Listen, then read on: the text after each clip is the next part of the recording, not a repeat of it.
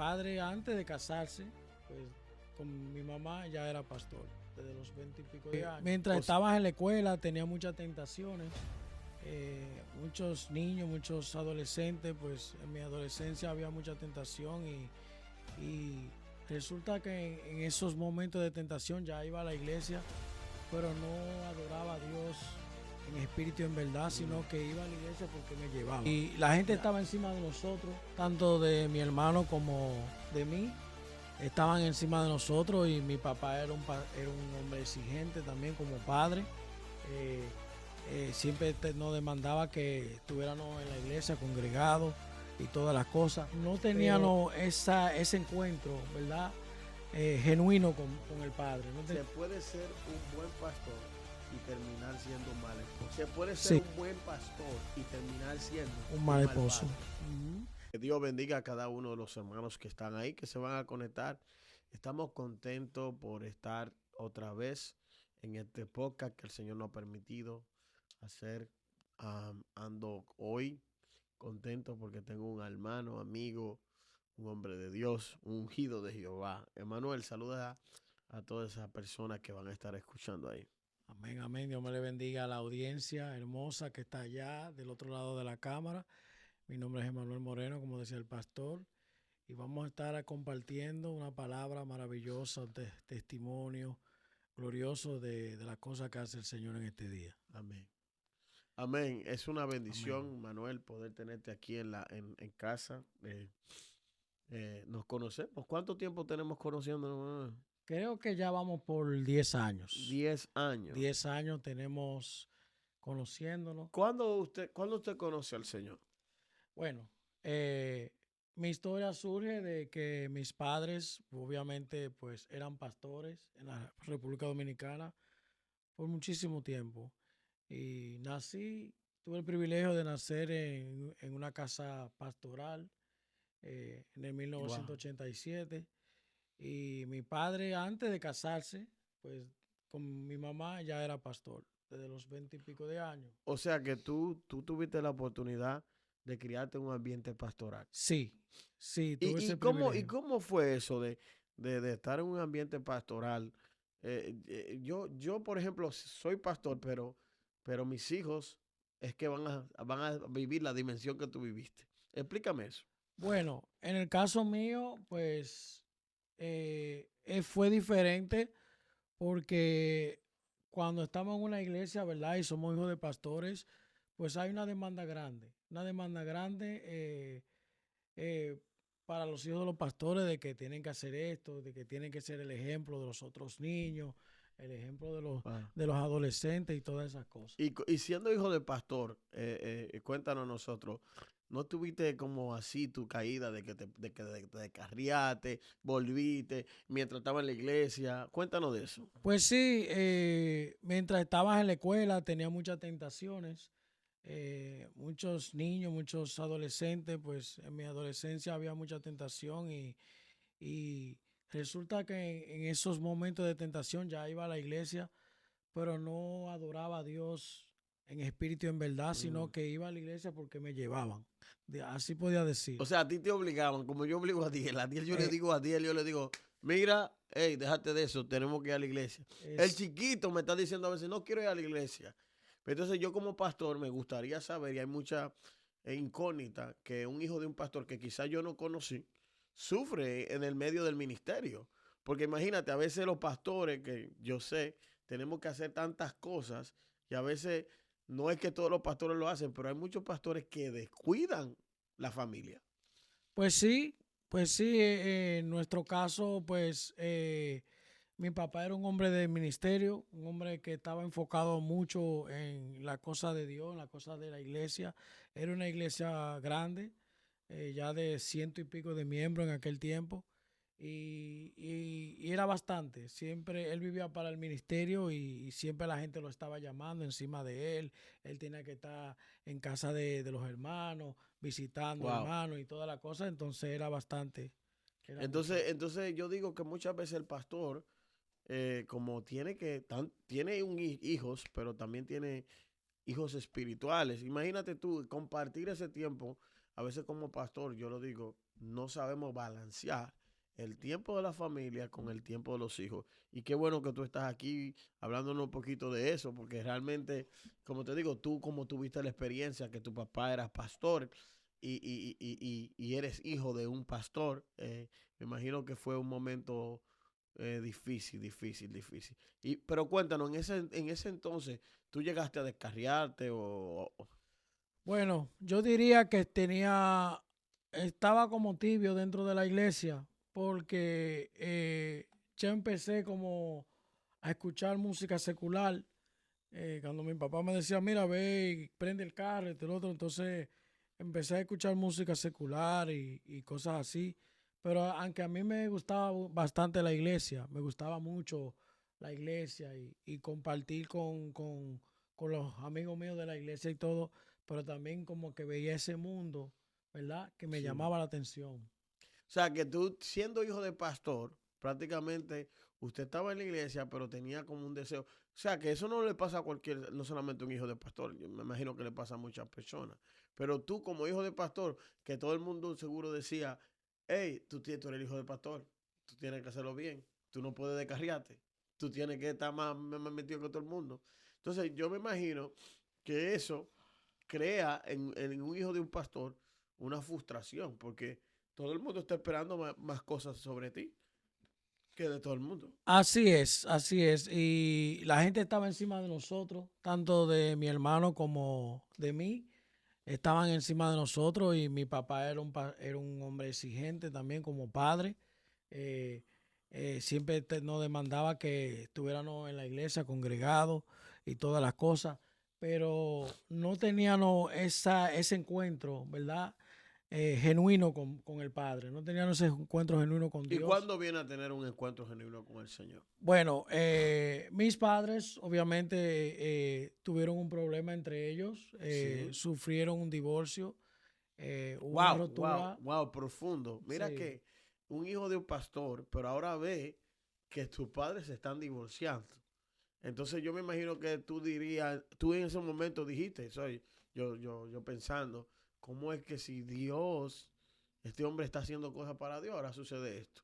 ¿A los cuántos ellos se divorciaron? ¿Tú tenías, cuántos años tú tenías cuando se yo divorciaron? tenía 16 años, 16 años, mi hermano tenía 14 y entonces nuestros padres decían que ya nosotros no podíamos estar en la República Dominicana y ahí fue que nosotros nos ingresamos aquí a Estados Unidos. Primeramente llegamos al estado de Nueva York, después duramos unos días en el estado de Nueva York y fuimos al estado de Indiana donde nos criamos por un buen largo Y entonces tiempo. tu padre no ejerció el pastorado aquí en esta nación hasta cierto tiempo. Bueno, mi papá tuvo un tiempo pastoreando ahí en Camden, New Jersey. Fue líder de pastor en Atlantic City. Trabajó mucho tiempo con pastores en Atlantic City. Y él fue pastor en Camden, New Jersey por un tiempo. También Wow. ejerció el pastorado en el estado de Indiana también. Sí, estuvimos, de hecho, la gente no sabe que la primera campaña que dimos en el estado de Indiana fue por medio de ti y tu papá. No, bien. A mí me gustaría contar un poquito de esa historia porque algo frustrante, porque yo estaba orando al Señor y el Señor me habló del estado de Indiana. Y recuerdo que en ese entonces me conecto contigo y yo te digo, pero Dios me habló de ese estado.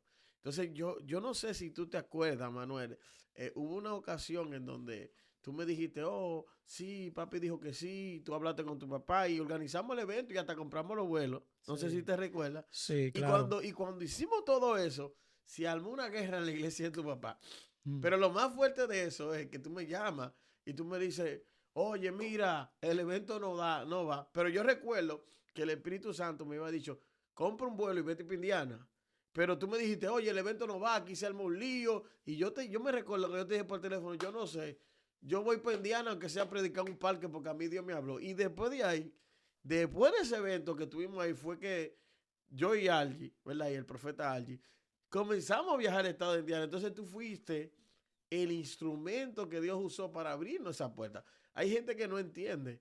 Hay ciertas personas en tu vida que son el instrumento indicado para abrirte una puerta que tú ni siquiera estás esperando.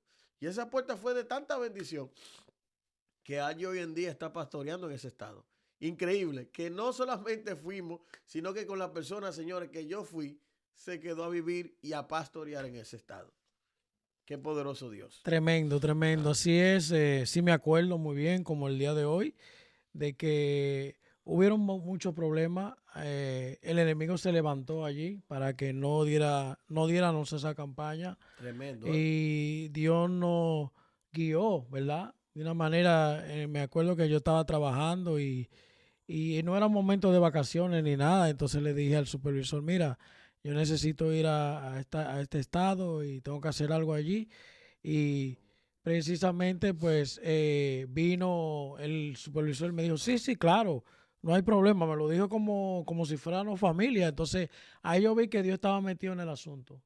Y como Dios estaba metido en el asunto, yo dije, pues, aunque haya dificultades y problemas, vamos a hacerlo. Y había dificultades, el enemigo se estaba metiendo para que no diéramos aquella campaña. No, y fue poderoso, pero una de las cosas que yo me recuerdo de esa campaña, que fue el primer, ¿cómo se dice? Fue el primer estado que viajamos. Yo creo que fue el primer estado que viajamos como yo como evangelista, no era pastor. Y yo recuerdo que cuando llegamos a ese estado, nosotros les predicamos, porque se armó un lío, le predicamos a tu papá y a tres miembros. Porque totalmente hubo una guerra. Y yo dije, Sí. y yo la primera noche dije, pero señor, tú me moviste de Massachusetts a predicar a Indiana, pues yo le estoy predicando a tres gente. Pero tú te acuerdas que después de eso nos llevaron a una casa, nosotros no sabíamos, y ese mismo día, nos conectamos con unos pastores y al otro nos llevaron a un evento que estaba lleno. O sea, ese día yo recuerdo que el Señor lo probó. Sí. Y hay predicadores, muchos predicadores que a veces no entienden que el Señor te prueba. El Señor te va a poner en lugares grandes, pero primero te prueba en lugares pequeños. Yo recuerdo que ese lugar tenía tres gente y yo estaba un poco frustrado. Yo recuerdo que prediqué de la violencia espiritual y yo estaba diciendo a la gente, ustedes me están haciendo una violencia. Porque ni gloria estaban diciendo.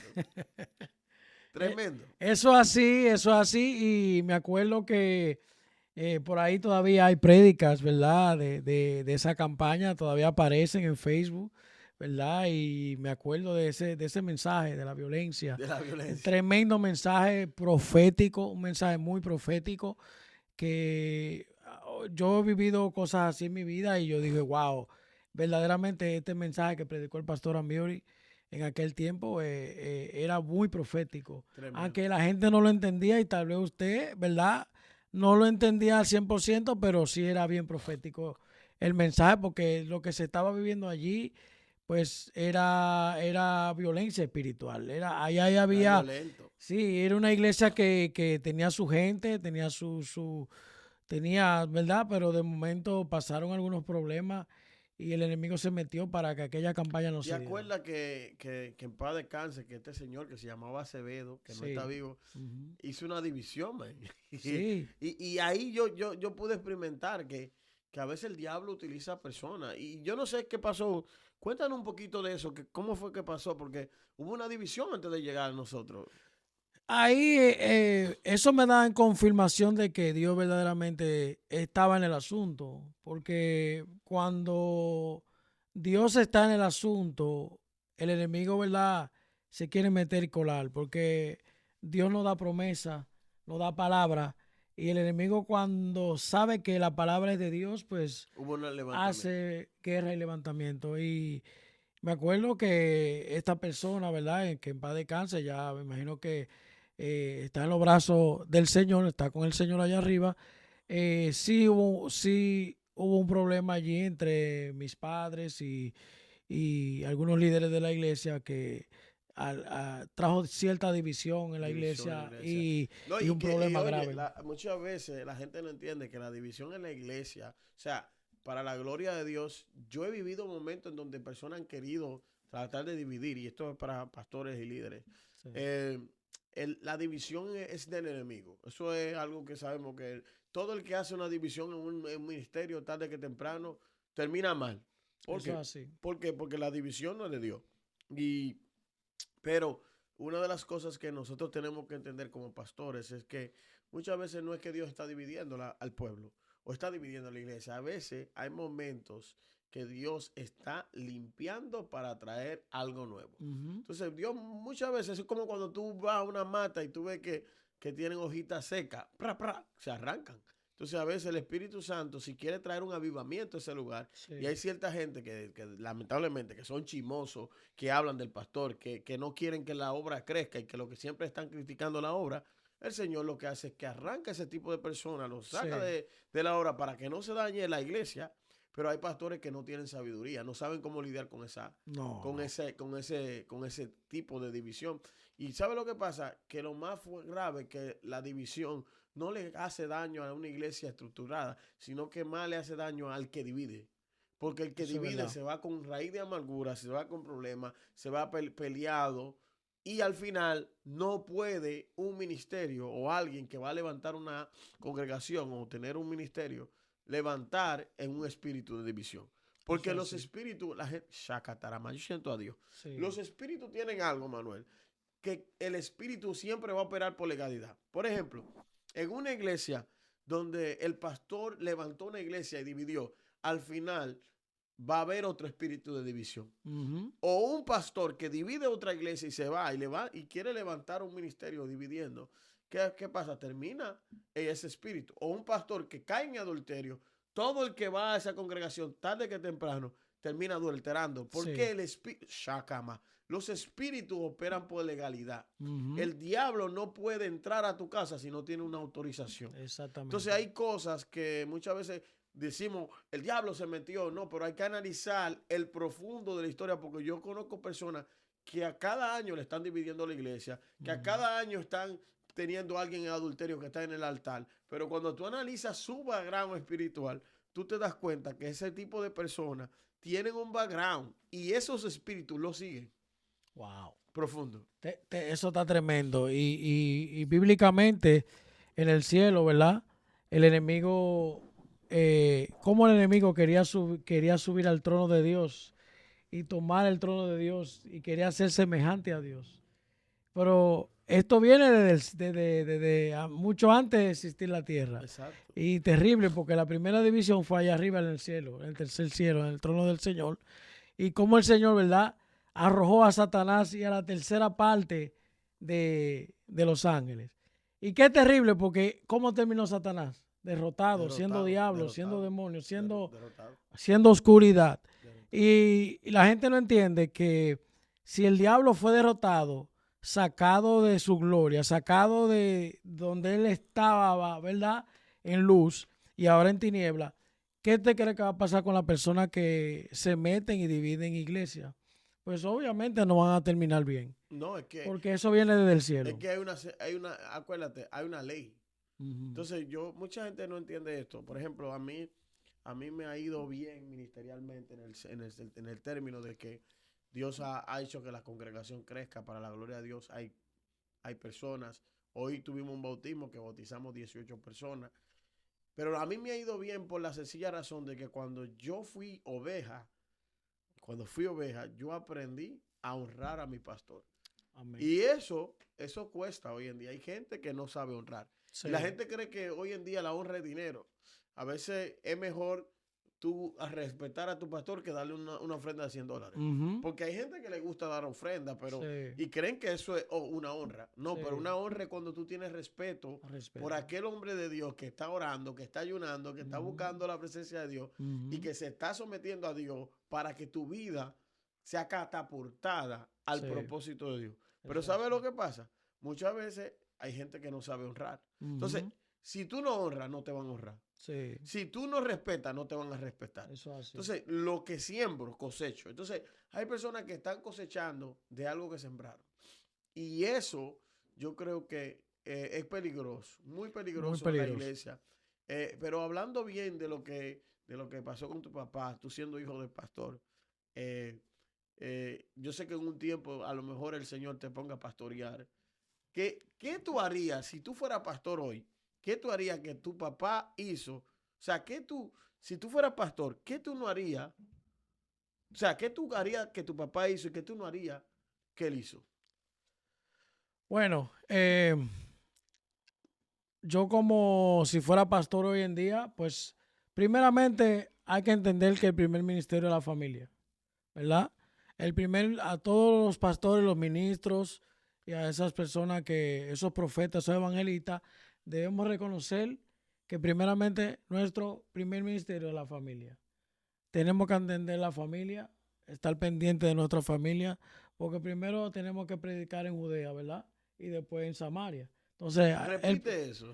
Primero hay que predicar en Judea y después en Samaria. Entonces, estamos en tiempo de que hay muchas personas que están predicando en Samaria, pero entonces cuando llegan a Judea, no se sujeta a nadie a él, porque el hombre no honra a su familia, no pone su familia en primer lugar. Entonces, yo como pastor, yo diría que primeramente yo tengo que poner mi familia en primer lugar y después entonces el ministerio quedaría en segundo. ¿Crees tú que ese fue el fracaso de tu papá? Yo diría que... yo sé que es complicado, pero tú dices, si ves esta transmisión. Sí, claro. Yo diría que en ese aspecto tal vez le faltó a él. Él fue muy buen pastor, no te voy a decir que no, tremendo pastor. Un pastor que Dios lo usaba en liberación terrible, en la prédica terrible, en la enseñanza terrible. Era un pastor completo, era un pastor que Dios lo usaba poderosamente. ¿Me entiendes? O sea, pero en ese aspecto, nosotros como personas no debemos enfocarnos, ¿verdad? Que tenemos que trabajar con nuestros familiares. Algo que me vino, se puede ser un buen pastor y terminar siendo un mal esposo. Sí, increíble. Eso así. Se puede ser un buen pastor y terminar siendo un mal esposo. Padre. O sea, ser pastor no me hace ser una buena persona. Y ahí está el problema de muchos pastores. Que hay gente que no ha entendido que tú puedes tener un título, pero el título no califica tu tipo de persona. Es mejor no tener un título y ser buena gente. Eso es así. Es mejor no tener un título y ser buen esposo. Es mejor no tener un título y ser un buen padre. Porque al final puedes tener un buen título y solo quedarte con el título y tu familia destruida y solo te queda el título. Eso pasó con Saúl. Claro. Saúl terminó con el título del rey, pero al final perdió el que lo ungió. Entonces hay gente que perdieron literalmente la presencia de Dios. Yo prefiero perderlo todo y no a Dios. Sí. Wow, esto es increíble. Ya estamos casi terminando. Esto fue muy edificante. De verdad que gracias por contarnos un poquito de tu historia. Yo sé que Amén. te vamos a tener en otra ocasión. Claro que sí. Lo que estamos haciendo en esta ciudad es tratando de hablar de las cosas que quizá no se hablan en un altar. Hay cosas que no se pueden hablar en un altar, no, pero claro que no. Son escenarios para hablarlo. Sí. Y no es que son cosas malas, pero son temas que son más que hay gente que quiere saber. Porque hay gente que a lo mejor pregunta cómo se sentirá un hijo de pastor. Yo me hago la pregunta porque aunque nunca fui hijo de un pastor. O sea, mi papá, Dios me dijo una cosa que me impresionó y el Señor me dijo a mí, tu papá era que iba a ser pastor, pero como él no decidió, oiga que me dijo el Señor, tu papá era el que iba a ser pastor, pero como él no decidió venir al camino mío, al final te terminé llamando tú. Hay un llamado que quizá lo rechaza tu familia, pero al final quien termina llevando el llamado puede ser tú. Entonces es algo muy poderoso, de verdad que es una bendición poder tenerte aquí. Gloria Manuel, que Dios te siga bendiciendo. Amén, y a todos los que están ahí, suscríbete, conéctate, comparte esta transmisión para que sea de edificación para la vida de alguien más. Dios te bendiga. Amén, Dios le bendiga.